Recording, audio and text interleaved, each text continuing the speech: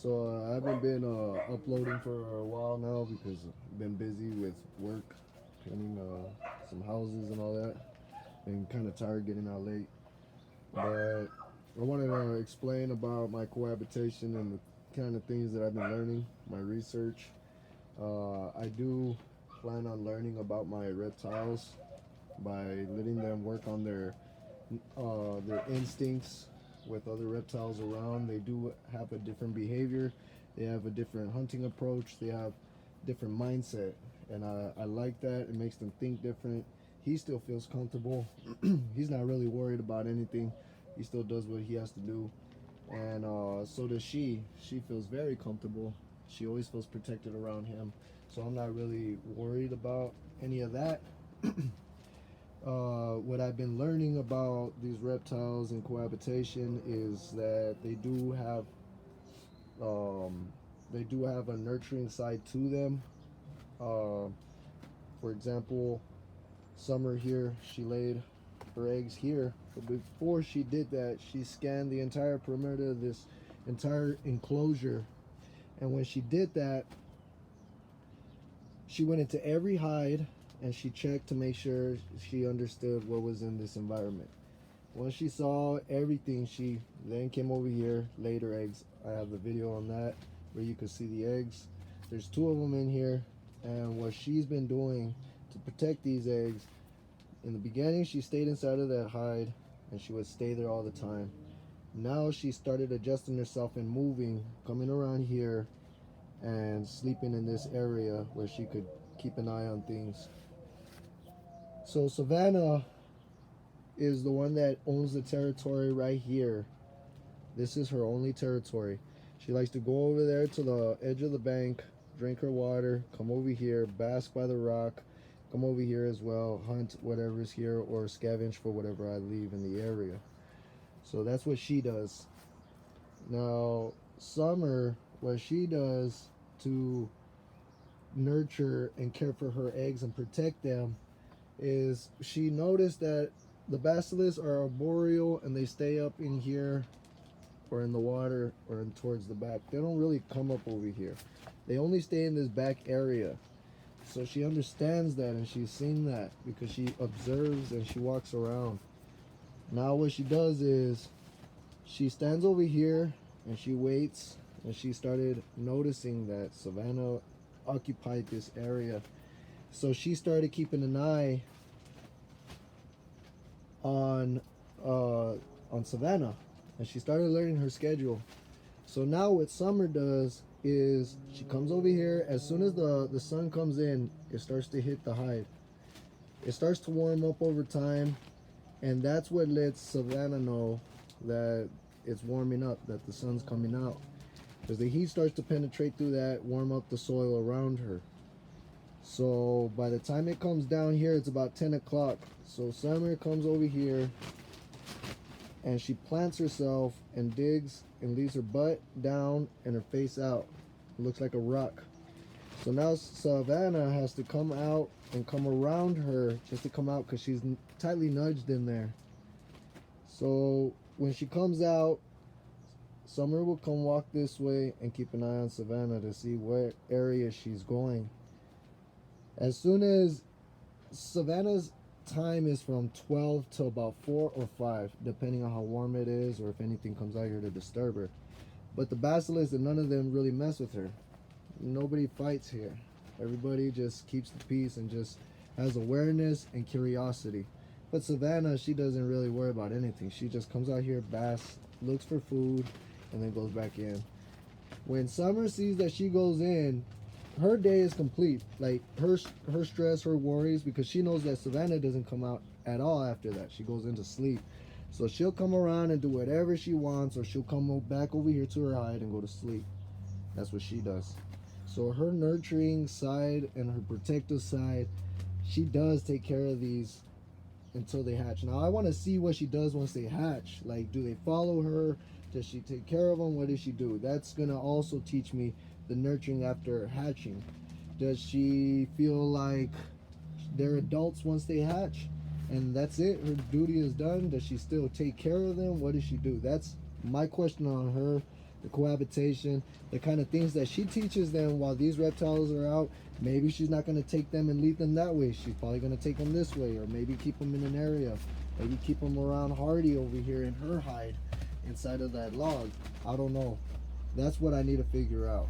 Now, when the box turtles are here and they're finally born, of course I'm going to keep an eye and make sure that Savannah doesn't do anything, but I do want to see what happens. If so far nothing's happened to Hardy, and she's about the size of a baby box turtle, and she's still growing. Nothing's happened to her. Nobody really bothers the turtles, not the basilisks, not really anybody. They actually come together sometimes, like if they talk, little besties, they chill, and then they separate and they go their own ways, or they come and eat together, whatever it is.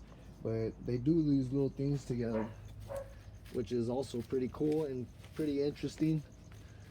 And I know that they're not known to be around each other, but it is something that is pretty cool to see. Now, Savannah, she's a medium size, like about the same size as my male, but just a little bit shorter. She's heavy bodied. She's got strong teeth. She's a burrow species and a terrestrial. I chose these species for this cohabitation because I know that he's a boreal and semi-aquatic and also terrestrial, but her ability to burrow inside of that tree hide, she has intricate tunnels that turn this way, that way, inside of the middle of the log, down into the soil to the back that turns that way. There's another one that goes down this way. Like she has like it comes like that, like a mountain of dirt that I guess she has to squeeze over, or you have to like break through to get to the back. And then it dips into like a hole, because I felt across and you can actually feel like loose sand. And then when you go this way, you can feel like one go down, and then it's like a flat surface, and then another one that kind of pokes out that way. And so she's protected. His sails won't let him go inside too far. Like he usually stays there, tries to look around. He can't see where she's at. He comes back out. So I know that she could take care of herself. She's a scavenging type. I leave her some, like if the fish die, I throw them in there and she'll eat it, or the rat or anything. I just pretty much just leave it there. She'll scavenge for it. She's got a stomach of acid. She's a scavenger out in the wild. She's a opportunistic feeder. I also do leave her regular feedings like rats that are alive, bugs, dubias.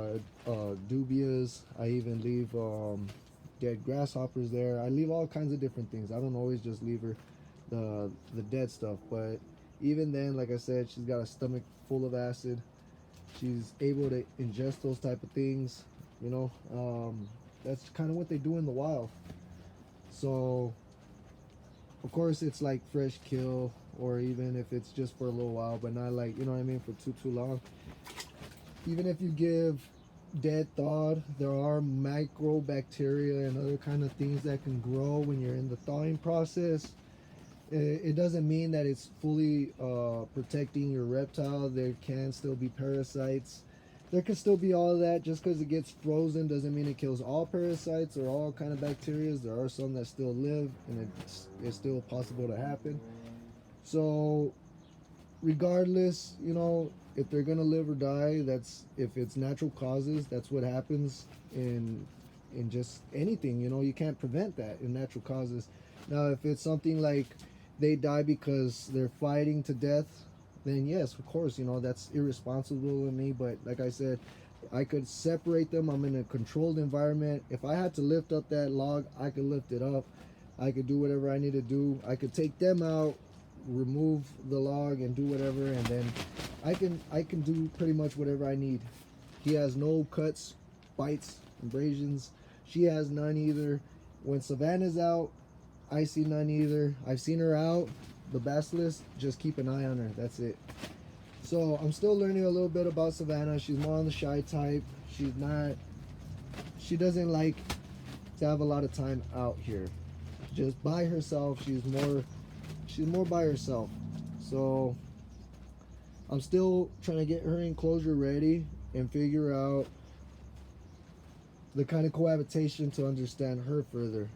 Now for them, I do need another medium-sized reptile that is able to have the same type of abilities as her and still be able to enjoy this enclosure so I can study them as well.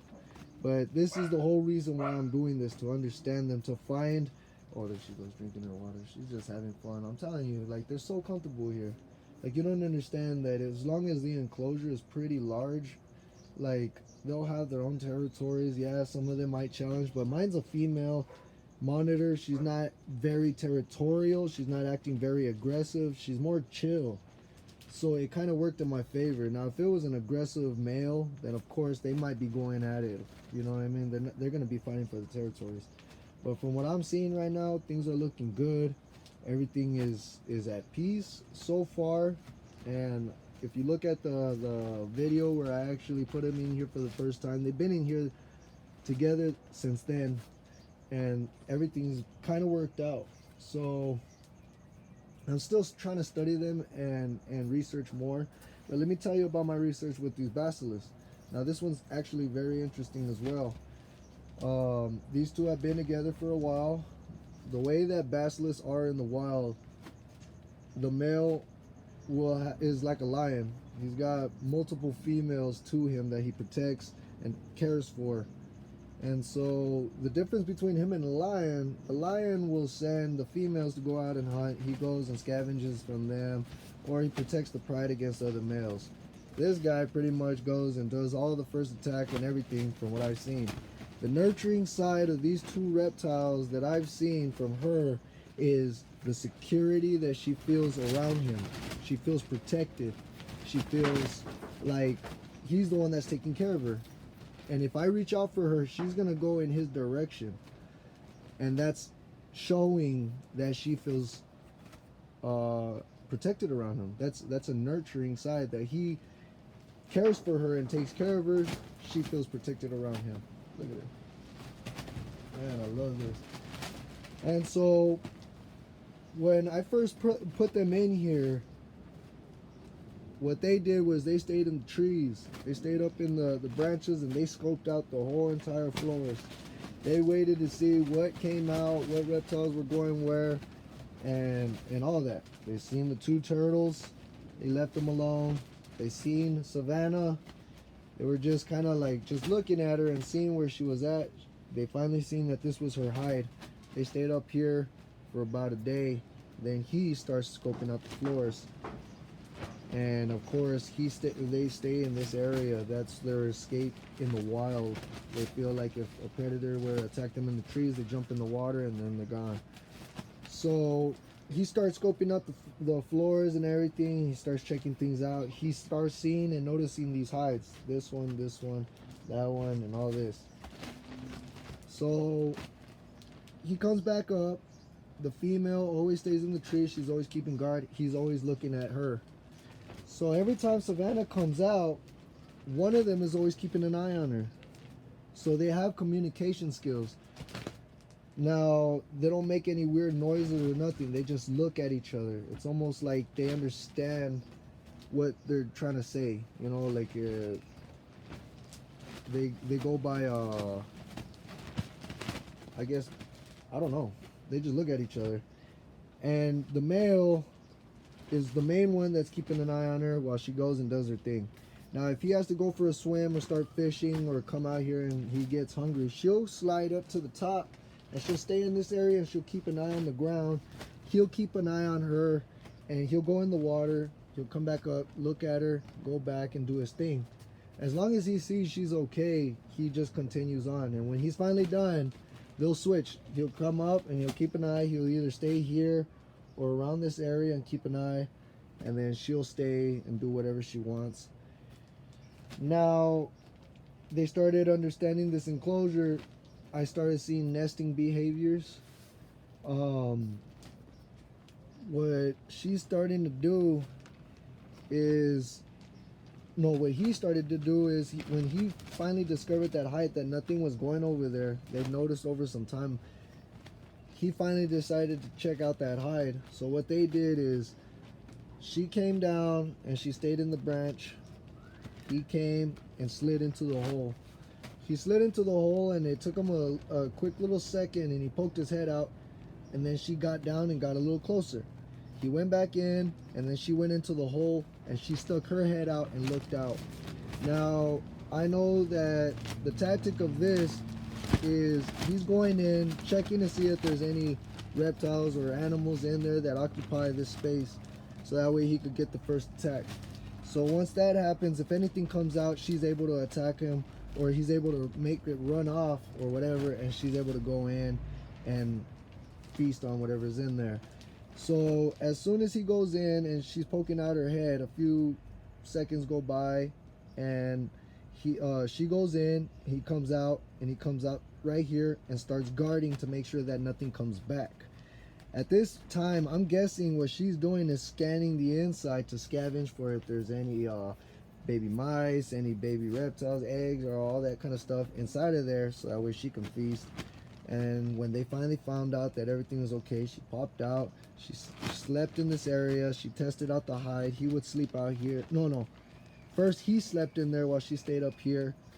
He came out the next day. She started sleeping in there while he slept up here. And then now he sleeps up in this area when she goes in, and like he pretty much stays in this area, like just around her while she sleeps in there whenever she feels like it. Sometimes she will, sometimes she'll sleep right here by the screen where the ventilation and the air flows, or he'll sleep over there by that ventilation or airflow. And that's pretty much what they do. And it's cool to see like their communication skills while there's another reptile, like the way that they're able to still comfortably do things and be out here. Like now both of them are comfortable, they're not in this area, they don't have to feel like they have to keep an eye because they already know her schedule as well. So she's able to sleep just pretty much anywhere that she feels, and so does he. And now during the day, in the hottest times, what she does is she goes inside of the hide. I'm guessing what she's doing is regulating the temperatures inside, so that way if during the day where the warm spots are and where's the best spot to leave the eggs. Now the reptiles, they'll always look for the best spot for the eggs, and if they cannot find the best spot, they will become egg bound and die. That's what they do. That's what happens. And so if she's able to find a spot that she feels comfortable, then she's able to lay her eggs, and that's it. So I want to be able to get a GoPro in here so I can be able to see things as it's happening. I want to have a GoPro up here on this corner, and probably another one up here on this post or something, you know, where I can keep an eye on everything and show you guys the way that this cohabitation has been going. And so far, like I said, I see Savannah when she comes out, no fights, no attacks, no abrasions, no nothing, just curiosity and awareness of each other, and her unbothered. It's like she's just like, I guess she doesn't feel threatened, she just feels comfortable. They all do. And so far the vibe's been good. I made some changes to the pond as well. I got kind of lazy working a lot, and I need to start doing water changes. I finally did it. Let me show you what I did. So back there you can see there's a hole in the wall. I've added that new bench. I think that looks amazing. This whole area, they just been jumping through it, having fun. But let me come out here and show you something. Then come out, there's Oakley. There's Odie. Come out, and all I gotta do is just pull this cord here, pull it down, lead it up to here. It feeds out towards the tree and feeds the big old tree here. And I'm gonna put PVC around it, go down into the ground, so that way my dogs don't spout it right here and just let the water drain out. I was thinking about making like a cool little creek idea. Throw some like a all right here, so that way every time it overflows, I gotta do weekly changes so that this tree is nice and healthy. I'm trying to dig a moat all the way around this thing. Probably have another enclosure where I can do the same. Keep this tree water, keep recycling everything that you can use. Be able to help yourself out and make things work out. This ecosystem. There we go.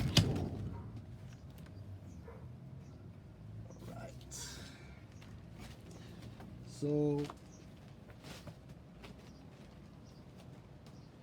this enclosure has been really working out. It's been really helping. I'm able to make like a raining effect up here when I throw water on top, and it just trickles down. See, I still have a little bit. It also helps with humidity in here. What else? I was gonna do some more stuff. Oh yeah, I still gotta put on the background on there. But the cohabitation, I feel that it's just like live feedings. I think that it should be accepted. It shouldn't be a problem. It should be by choice. I'm trying to learn what reptiles can be together. Of course, I'm not going to recommend in a 10-gallon tank or none of that. But in a size like this, in a controlled setting, I want to see what kind of works out. You know, get more bang for your buck. Be able to walk in and it feel like just like nature. You know, some of them will have their own areas, and I feel like if there's enough food that they don't have to fight, I don't feel like that they might. You know what I mean? I feel like if everybody's got enough food and things are working out in this format where they don't always have to clash and all that, then it's going to be a lot easier. So I want to be able to know what reptiles are going to be able to cohab perfectly fine and not have problems. So far, this hasn't had problems. I've been able to enjoy this, see this, understand my reptiles, and see their instincts and behaviors at play. Something that you can't see in a traditional setting, because what other thing do they have to worry about? They're not seeing another reptile. They're not needing to use their mind. They're not needing to think differently or hunt differently, just that way, you know, you can't see that in a normal setting. And here in this cohabitation, I hope that you guys will be able to see some of the kind of research that I've been learning here. When those eggs finally hatch, I want to see if they continue to raise them, if they care to protect the eggs like Summer does. What do? Do they accept the females only into the pack? Do they allow the males to grow with them until they kick them out of the pack, and whoever leaves with them or whatever goes with them, and that's it? I don't know, but that's what I want to see. And as soon as I see problems between him and his sons, I'm going to take the kids out and move them out to another one. And I know for sure I got to keep one of his sons, because if I get that perfect Super Saiyan hair on the back of his head, if I get that perfect one, that cast that just comes out like that, he's getting that name Goku.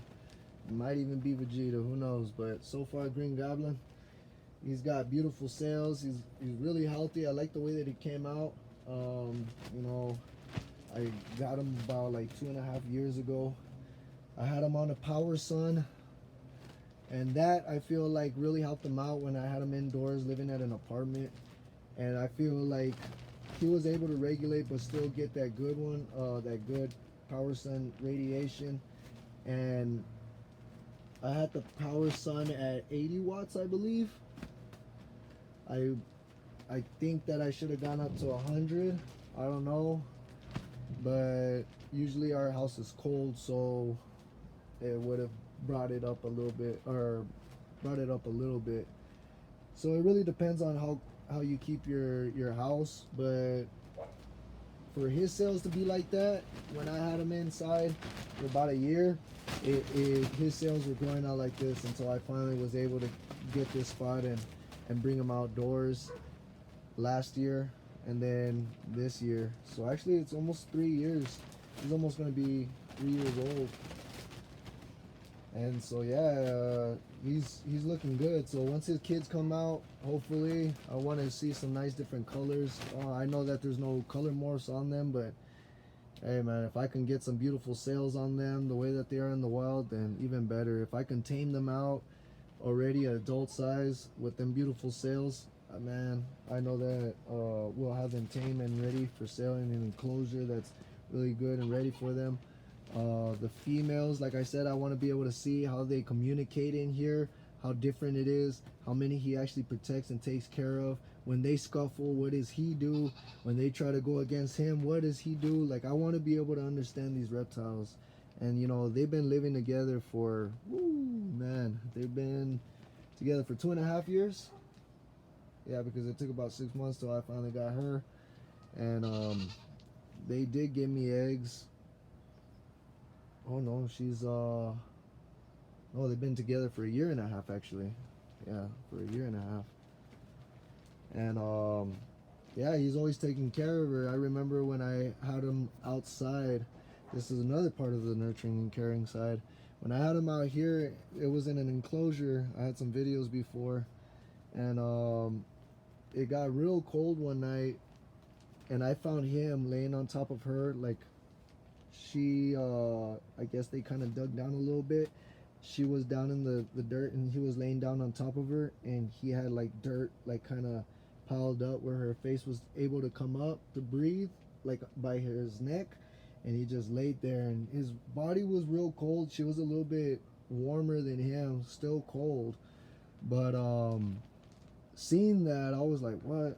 Like, that was pretty crazy. I grabbed him, I moved them into the enclosure inside. I grabbed her, did the same thing, and like, their nurturing side is something else. Like, they really do care about each other, and I wish I could get more videos of this. That's why I want to capture this and show you guys that reptiles are a lot more different than what you expect. They don't think that they're intelligent. They don't think that they're nurturing, but from what I'm seeing is, and what I'm trying to prove is that there is. And with another reptile around, they're able to show another protective side for each other, what kind of things that they're willing to do. I feel like right now, while she's producing eggs or having eggs develop in her stomach, I feel like he's avoiding conflict unless it's necessary.